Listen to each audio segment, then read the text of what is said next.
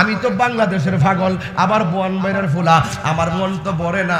আমি তো জীবনটা দেখছি, জীবনটা বর মিলাদুল নবী শহর জুলুস করবার লাগা আমার দাদারা চিন্তা কইরা গেছে পারে নাই, আমার আব্বারা চেষ্টা কইরা গেছে পারে নাই।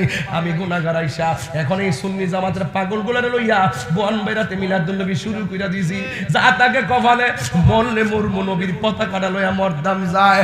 আমি তো ওখানে যাইয়া পাথর দিকে আমার মন ভরে না। ও বন্ধুরি, সবাই ভিডিও করতেছে, আরেকবার আছে আবার পাকিস্তানিরা আছে, কেডা শিরিকের ফতোয়া দিব, কেডা বেদাতের ফতোয়া দিব, এটার দিকে আমি তাকাইছি না। সবাই ভিডিও করে, কিন্তু আমি যাইয়া ওই পাথরটার কাছে গেছি, চোখের পানি ফালাইয়া মুখটা পাথরের মধ্যে লাগাইও মন ভরে না। ও বন্ধুরি, আমার নবীর রক্ত মুবারক যে পাথর